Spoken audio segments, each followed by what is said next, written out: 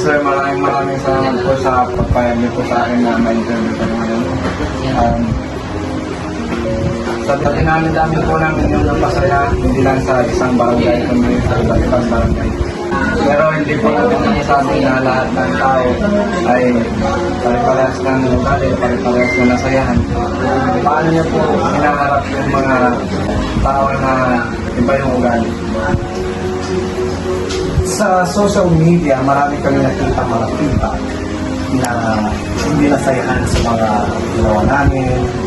Maraming mga nasayahan, maraming nasayahan kayo sa mga nagbigay ng feedback. Pero sa amin kasi, kapag nagbigay kami, kasama palagi may positive, may negative. Pero, ang negative, hindi natin ng positive. Diba? So, doon tayo matututo, doon tayo mag-grow. Kasi, sila yung nakakakita ng hindi natin nagawa ng namin. So, hindi ka pwedeng sumagot sa kanila o mag-response sa kanila na ayoko yung kwento mo. Pero, despite you have to go back to them, sabihin sa mga thank you for the response. Next time, alam na natin kung ano ang dapat namin gawin para naiwasan yun. Kasi next time ulit, meron na namang negative feedback, pero we have to keep going. Kasi ganyan na po. Meron mga negative at saka meron mga positive. Meron din mga positive feedback na hindi mo sa tingin mo ay napakaganda na, pero you have to improve more. Marami ka pa rin dapat pabuhin, marami pang tao mga pagsisa sa darating ng film. So we have to keep going hanggat makita ng tao ang objective at doon sila. Ano po ang inspirasyon niyo? Paano niyo po nakuha ang Philippine Tournament? Ano kayo parang Philippine? Ang pangalan ng Team Philip na umpisa na ito 2005. Mayroon akong facility sa US. Ang dating tanong feedback. Bago yung tournament ng Team Philip sa PNR, meron ng kaming template o meron ng tournament. And then nakita namin kung gaano supportado ang mga PNR. So we decided na ito na namin katanapin. At saka nakita naman namin ang PNR's their support. Tignan mo naman. Simes pa lang para ang dami-dami ng supportado. Makikita mo yung mga audience na nakakakyakan sa segundo, na kaysa mga person nito. Maraming talagang very support. Hindi boring at saka very active sila.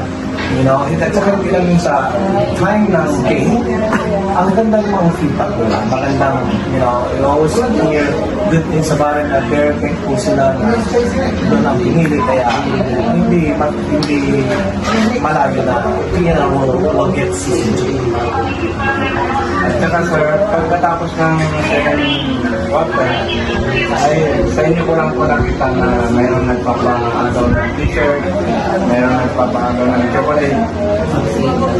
Sa buong panonood ko ng basketball, sa TV tournament ko lang po yung nakanood. At talagang lahat ng trophy malalaki.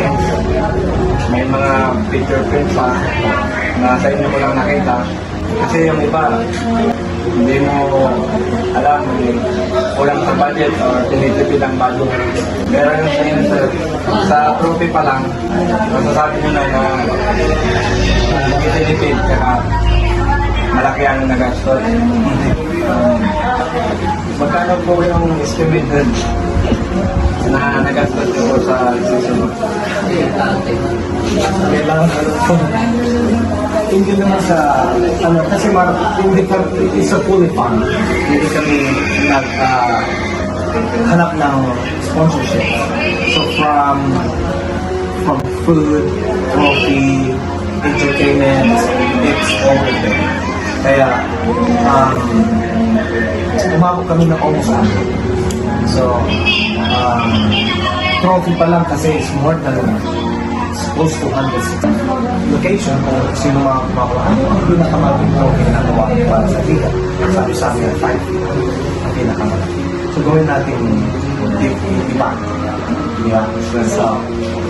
So it took 2 weeks. Nung pumunta sila doon, sabi sa akin, pwede yung bang gawin ng 7 feet. So, ay, ang hirap po yun.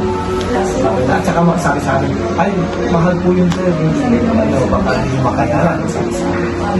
Tingnan po na, so, ang tanong, pwede yung tanong ng 70. So, buwasan mo isa.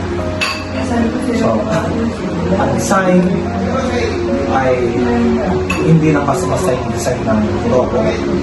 So, ganyan din yung actually yung logo ko. Similar din sa akin sa business ko sa So, it's very masyadong sa akin, influential sa akin yung course. So, wala bata pa lang. So, ang business ko successful. Sa record ko yan sa tournament, successful na naman. So, it's a good thing. So, mayroong mga feedback na sa red course. Sabi sa akin, hindi naman po yung red course. So, hindi kami magpapapremyo ng red course dahil ng mga hinahanap ng mga employer. Red course ang hinahanap. Sa tingin niyo po, sir, ito na po pala yung pinakamalaking program. Hindi pa namin masasabi. So, pwedeng lumaki, kunti-kunti para merong difference. So, pwedeng season 2, 7.5, pwedeng 8. So, hindi natin masabi. Pero, we want to make sure naman na ikakasaya naman huwag naman yung matatakot sila kasi yung championship pa nga lang ang problema ng mga managers kung saan nila lalagay yung president. Kaya nga. Magsasakyan. Ang magsasakyan. So, nakaka-problema pa yung mga team. Sa susunod, gold na lang na. Problema nila kung paano na iuwi yung trophy. Kaya, sabi ko naman, bigyan natin ng kamalaki pakala na ang problema nila. Okay, meron mga changes, meron mga modifications na awarding.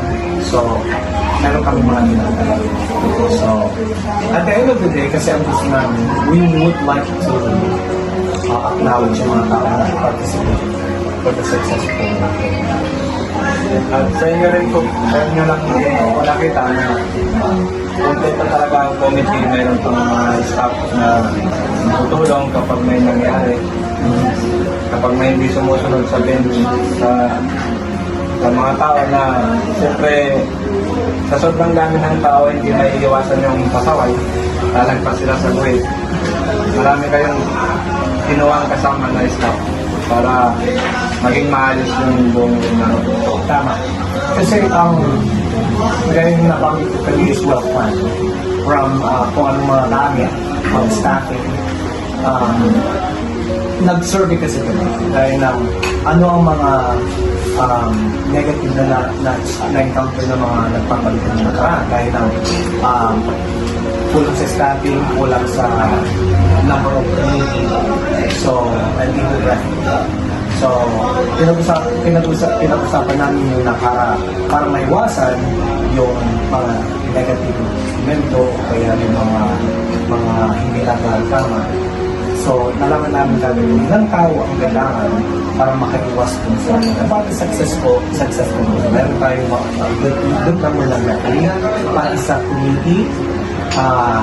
We assign kung sa programming, sa teams, equipment. So, pag mayroon kang completely tao, and you know how to disseminate the job, is very successful. At saka it's all about leadership, di ba? Kasi pag if you lead them correctly, walang problema. Kung sinabi mo dun sa mga hindi ikaw ang chart dito, yung follow-up na lang, pag ang game at 4 o'clock, sino ang ito ng 3:30, anong mga signage natin, sinong in charge sa social media, sinong mga nagpo-post, at saka pwede ba natin involve yung mga team, mga players. Pero tayong planner na pwede natin i-share sa kanila, pwede nyo natin i-share. At saka doon natin makikita yung successful invitations ng mga tao. Kaya nagkakaroon tayo ng mga so it's all about leadership. Sobrang dami nang napasayan ni po, sir, kasi tuwing gabi mayroong pinaglilibangan ng mga tao, lalo na sa atin na may edad na, naboboring na. Pero nung may palaro kayo, sir, may pinaglilibangan na sila, naglilibang sila, nakakalimutan nila pansamantala yung kanilang problema. Kaya sigurado sir na mahanap pa natin kung nila yung inyong maligason. Isa sa mga narinig namin makita ganun yung kailan uli yung season 2. Saan ulit. So, yung feedback naman ay nakaka-motivate din sa amin na nagpapalit. So, hindi lang sila excited, kami rin may excited. Kaya, marami nga rin mga ibang variant na lumalapit sa amin. Sinasabi na kami naman. So, kailangan na rin pag-isipan ko sa inyo. Kung meron din kami mga criteria sa location. Number 1 ay safety. Nandiyan yung equipment at saka accessible sa mga so, good, PNR is good example. Kaya, para mapagbigyan na rin natin mga papayo, na nandiyan pa rin ang PNR as a good example, pero we would follow option para hindi pala naman sa yung mga giveaway naman ng mga t-shirts, isa rin yun sa mga nakita namin mga feedback sa mga audience na mayroong mga survey. Diba? Hindi lang isang audience, ano ang gusto mong makita pag nanonood ka ng basketball? Gusto yun ng mga giveaways.